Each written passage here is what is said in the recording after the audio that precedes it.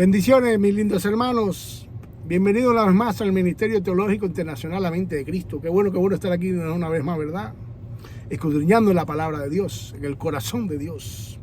Pues es la segunda parte de la clase que dimos y que recibimos la semana pasada sobre la acción de perdonar. Se está estudiando el perdonar, no el perdón. El perdón lo vamos a estudiar la semana que viene, ¿ok? Pues esta es la continuación de la clase anterior.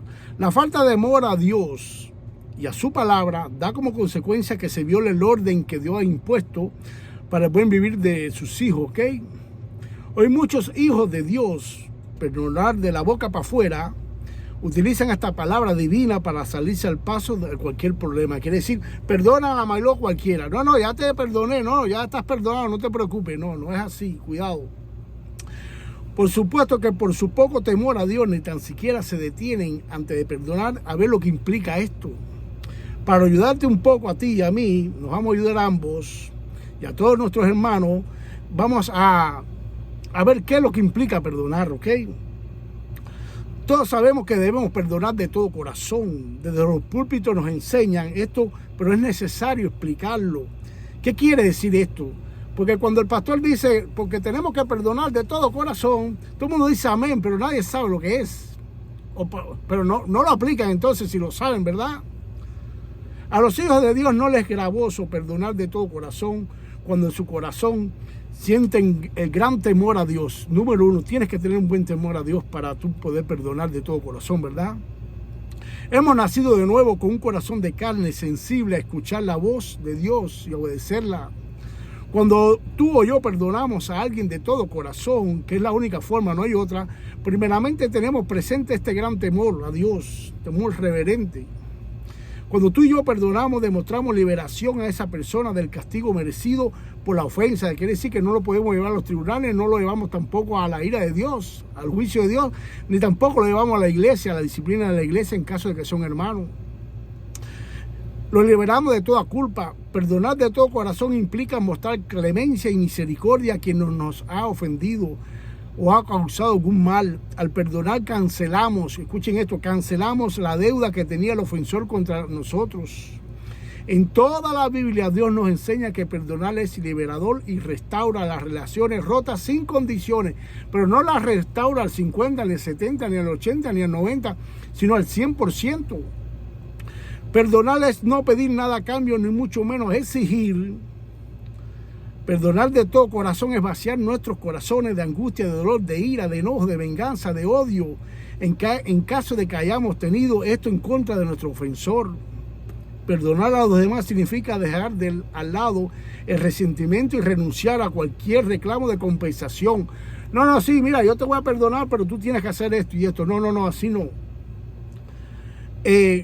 Por el daño, la pérdida que hemos sufrido provocado por la ofensa. Nosotros no podemos hacer eso. Cuando perdonamos se acabó y punto. Está ahí.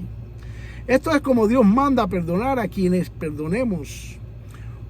Así que, mi hermano, yo te aconsejo a ti y a muchos que me están escuchando que antes de perdonar a alguien, ustedes oren, piensen y mediten antes de hacer uso de este don, este privilegio de los hijos de Dios, que es perdonar de todo corazón. No siga derrochando. Te voy a dar este consejo. No sigas derrochando de mala manera este don por tu bien. Y verás que cuando perdones a alguien, sentirás libre, te sentirás libre de dolor, y a quien tú perdones lo harás libre de su culpa, como Dios manda. El hombre que tú perdones, o la mujer, o el hermano que tú perdones, tiene que sentir en su corazón que tú lo perdonaste. El derroche mal de este don, ofreciéndolo y usándolo por algo que no lo amerite, trae mucho mal en nuestro caminar. Ofendemos a Dios y a su palabra, le quitamos pureza y poder y autoridad a este don. Lo hacemos poco creíble en nosotros mismos ni nos creemos que lo perdonamos nada. Y en los demás mucho menos nos van a creer, ¿verdad? Una buena pregunta sería, bueno, hermano Jorge, si este transgresor no se arrepiente y no me pide perdón, ¿qué pasaría? Esa pregunta ya fue contestada por nuestro Dios cuando naciste de nuevo, hermano. Cuando naciste tú y yo de nuevo, Dios nos selló con la morada del Espíritu Santo dentro de nosotros, y este Espíritu Santo da como fruto el amor. Ahí está la cosa. Y ese fruto lo da por medio de nosotros. Nosotros no lo perdonamos, pero sentimos amor por Él. un amor que sobrepasa todo entendimiento. Ya esta clase yo le he dado. Y el fruto del Espíritu y el fruto tuyo y mío, que debemos dar todo el año, es amor. Y este amor está compuesto por varios ingredientes: gozo, paz, paciencia, benignidad, bondad, fe, mansedumbre, templanza. ¿Ok? Contra tales cosas no hay ley. Y contra tales cosas, hermano, si tú vives en amor, es muy difícil que alguien te ofenda o que tú sientas la ofensa. Pero puede suceder, ¿ok? Si ustedes se fijan, este fruto del Espíritu y nuestro no trae como ingrediente perdonar. El perdonar no es un fruto del Espíritu. Imposible que un hijo de Dios guarde en su corazón ira, enojo, venganza, rencor contra alguien que lo ofenda. Nosotros, por medio del amor, podemos pasar por alto varias ofensas. Primera de Pedro, capítulo 4, versículo 8. Y ante todo tener ferviente amor, porque el amor cubrirá multitud de pecados. Podemos, por medio del amor, dar respuestas blandas. Proverbios capítulo 15, versículo 1. La blanda respuesta quita la ira, mas la palabra áspera hace subir el furor. Quiere decir que tenemos que tener un ferviente amor por los demás. Esos hermanos que piden la candela, el fuego del Espíritu Santo, mire lo que es el amor. No es tirarse, no es gritar, no es dar, no sé, zancadilla, no sé. Todas esas indisciplinas no es la llenura del Espíritu. Es esto, es el amor. ¿Ok? Ahora, ¿de dónde ha salido todas estas herejías y falsas enseñanzas de perdonar a las dos manos, a la mailó, sin tener en cuenta lo que Dios ha diseñado para hacer uso de este privilegio, el don de perdonar de todo corazón de los hijos de Dios? El mundo no perdona de todo corazón nada, eso es mentira. Primeramente, como siempre les digo, las herejías y falsas enseñanzas salen y perduran por el poco temor a Dios, al no estudiar la palabra, y de muchos líderes y vagancia de mis hermanos. Es decir, las herejías y falsas doctrinas son gran parte de un cristiano desobediente. Vamos a Mateo capítulo 5, vamos al sermón del monte, nos vamos a parar ahí, vamos a escuchar a un raboní, pero no a cualquier raboní, vamos a escuchar al gran raboní Jesús de Nazaret. Vamos a ver estos versículos para que ustedes vean cómo los tuercen estos maestros que enseñan esto de perdonar a la mailó.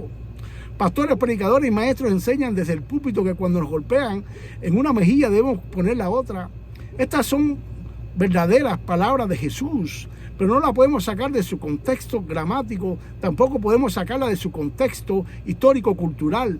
Respetando estas reglas de oro de la hermenéutica, también respetamos con qué intención Jesús enseñó esta enseñanza, poner una mejilla cuando nos golpea la otra. Mateo capítulo 5, versículo 38 al 42. Oíste que fue dicho, ojo por ojo y diente por diente. En otras palabras, a mí el que me la hace me la paga. Esto es lo que estaba escuchando el pueblo de Israel de la enseñanza de la ley de Moisés. Pero yo os digo, no resistéis al que es malo. Ante cualquiera que te hiriera en la mejilla derecha, vuélvele también la otra. La ley de Moisés, que es la ley que Dios le dio a su pueblo mediante este hermano, el hermano Moisés, en Éxodo 21, 24 y 25 está escrito, todavía está escrito esto: ojo por ojo, diente por diente, mano por mano, pie por pie, quemadura por quemadura, herida por herida, golpe por golpe, es decir, el que me la hace me la paga. ¿Ok? Esta ley Dios se la dio a los líderes para cuando necesitaran aplicarla a un asesino, a un violador o a alguien que cometiera un pecado grave, ¿ok? Para que le cayera el peso de la ley completo. Pero al paso del tiempo, los maestros religiosos estos de la ley movieron este mandato, este mandamiento fuera de sus propósitos y lo pusieron en una esfera equivocada. Se las dejaron al pueblo de Israel para que ellos la aplicaran personalmente en los problemas de ellos. Violando el mandamiento, violaron este mandamiento ahora. Levítico capítulo 19, versículos 17 y 18. No aborrecerás a tu hermano en tu corazón, razonarás con tu prójimo, es decir, te pondrás de acuerdo con él, para que no participe de su pecado. No te vengarás, ni guardarás rencor a los hijos de tu pueblo, sino amarás a tu prójimo como a ti mismo. Amén. Ven, dándole la ley esta de ojo por ojo al pueblo y diente por diente, violaron esta, que también estaban en los 5 libros del Pentateuco de Moisés, de la ley. Entonces este pueblo, al aplicar el ojo por ojo y diente por diente, se apartaron completamente del amor al prójimo, del perdonar, se olvidaron de la misericordia, de la compasión, y olvidando todo esto, este pueblo de dura cerviz, lo que estaba buscando era la venganza entre ellos, odiarse, y el que me la hace me la paga. Ahora viene el Señor de la gloria, Dios en carne y hueso, y les dice a ellos y a nosotros: si nos pegan una mejilla, ponga la otra, hermano. Amén. El gran Raboní de todos los tiempos, Jesús, con esta enseñanza limita la venganza, y esta enseñanza también nos enseña que tenemos que aceptar y dejar pasar por alto algunas ofensas, mediante el amor propio, mediante el amor al prójimo, el dominio propio y la mansedumbre. Estas son cosas que tenemos para esto, entre otras más, ¿no? Es equivocado pensar de que Jesús, con estas enseñanzas nos está enseñando de que el mal nunca debe ser resistido, de que todas las ofensas nosotros debemos pasarlas por alto. De ninguna manera Jesús nos estaba enseñando esto. Jesús demostró en su vida que en muy pocas ocasiones es necesario resistirnos a las ofensas y contraatacar a muy pocas ofensas, ¿ok? Jesús lo demostró cuando entró al templo y lo volteó todas las mesas. Lo digo esto con mucho cuidado y con mucho amor. Jesús demostró esto, que se puede confrontar y responder a las ofensas mediante esto, la resistencia. Tomó un látigo, entró al templo y empezó a mirar todas las mesas, ¿ok? Sin embargo, esto no se le contó como pecado a Jesús. Hebreos capítulo 4, versículo 15, porque no tenemos un sumo sacerdote que no pueda compadecerse de nuestras debilidades, sino uno que fue tentado en todo según nuestra semejanza, pero sin pecado. Ese día no se le contó como pecado a Jesús tampoco lo que hizo, ¿ok?